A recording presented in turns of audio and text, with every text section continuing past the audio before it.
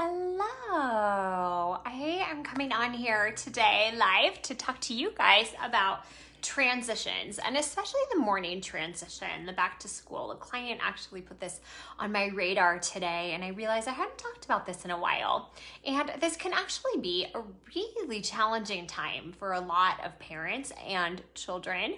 And it is said that every transition can feel like a threat to a child. And so it makes sense, of course, that the morning transition, when everyone's kind of shuffling to get out the door and there's a lot of steps that children have to follow, there's kind of a deadline, can feel very dysregulating to kids and can be really contrary to what their nervous system needs to feel grounded and regulated and connected. And so I want to just give a few little tips and tricks and strategies that hopefully can help your morning transitions go better. So I've got my little notes here just to keep me on track. So first and foremost, how are the kids waking up? Sometimes, some parents still have their kids waking up with an alarm clock. Is there a moment of connection, or are we just, okay, it's time to go, time to get ready? So really slow down the wake up process. This might mean that we need to go to bed 15 minutes earlier at night in order to wake up 15 minutes earlier in the morning, but connecting with your child from the moment they wake up, kind of laying next to them. I sing a little song to my daughter when she wakes up so that she's waking up to a sweet, really calming, precious moment rather than an abrupt, jarring, impact, because as we all know, as people, how we wake up has a lot to do with how we move through our day. And then once they're awake, are we taking a little moment here and there throughout the morning routine to stop and slow down and connect? How does it feel when you're going through your day and no one asks you, how are you? How are you feeling today? How you doing? So take that moment, make that eye contact, get down on their level and just say, how you doing today? What's on your heart? I'm excited to see you today. I'm excited to share this day together. What are you looking forward to about your day? So start to just find these ways where you can connect with your children through the morning transition. Keep the morning routine as consistent and predictable as possible. So do things in the same order. Keep things really predictable. Don't throw them for a loop if you can with, who's taking them to school and what carpool day it is.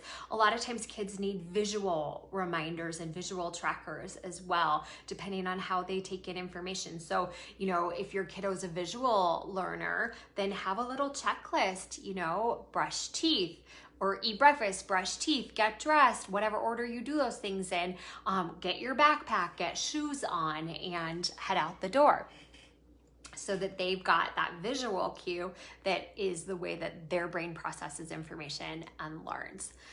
The other one that's really, really important that I think a lot of us just take for granted and forget is make it fun. Make it fun. Kids want to play. They want to have a good time. That's what kids are supposed to be doing. They're supposed to be playing. And so, the morning routine doesn't typically feel very fun. It's like boom, boom, boom, boom, boom. We got to do these things and these things.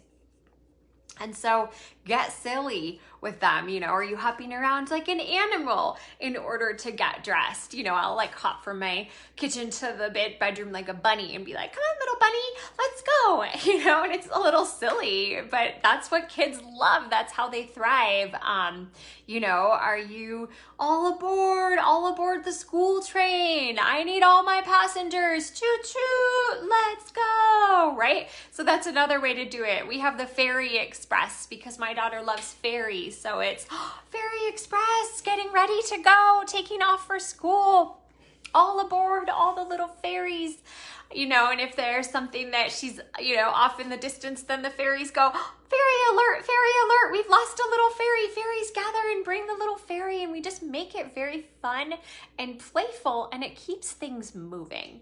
Now, sometimes kids need to emote in the mornings as it's time to get ready to go to school. And I've talked a lot about how to support children's emotions, how to really be there for them, connect, get down on their level, but you can do that in a way that's still allowing them to move forward. Tell me about this while we're putting your shoes on. Oh, I've got you, baby. It's okay to feel these feelings. I'm here, you know, now I'm putting you in your car seat and I'm buckling you and I'm here for you. It's okay to let these feelings out right now. I'm still listening, and give them that space to have their feelings while you're moving them in a forward direction. And if you have to bookmark it, you let them know your feelings are really important to me. I am here to listen. I am here for you. And right now it's time to get to school. Let's hold this. We can put it in a container. You know, let's come up with a container we can put it in. And put it in a container. We can put the lid on. We're gonna put it on the shelf for right now, and we will bring it down when we get home from school today, and we can talk about it some more. So you let them know that this isn't just an abrupt, you know, you're not gonna get these emotions out because we have to go. It's, I wanna hear this, I am here for this, and we still need to move forward, because we are teaching children how to be feeling beings as they are in a world that looks like ours, that has the demands of ours and the expectations and the timelines of ours. And of course, give yourselves grace. There might be a time where you need the transition to take a little bit longer. There might be a time where things need to move a little bit more quickly. It's okay. It's okay. That's just a part of life. And finally, give them choices. So like I said in the beginning, every transition can feel like a threat to a child. When the child feels threatened, they go into a fight or flight response, and they're like, I'm out, I'm running into my room and closing the door, or they're fighting you and the emotions get heightened. And maybe it's not as extreme as that, but nonetheless, you know, they're doing things sometimes to derail the transition. That's an activation of the lower brain centers, the brain stem, the part of our brain that is protective. We want to activate the frontal cortex of the brain. And so giving a child a choice at a moment that's potentially threatening and dysregulating can help to bring the frontal cortex back on. So we can say, do you want to bring Bear or Bunny, you know, in the car with you? Do you want to eat your raspberries or your blueberries in the car on our way to school? Do you want mommy to hold you, or should we hold hands? And just give some choices, whatever it might be, because that actually starts to activate that frontal cortex, the higher brain centers, if you will, that are our regulation centers. They're the part of the brain that helps us realize, oh, I'm actually safe, I am okay, I am loved and connected, and I can keep moving through.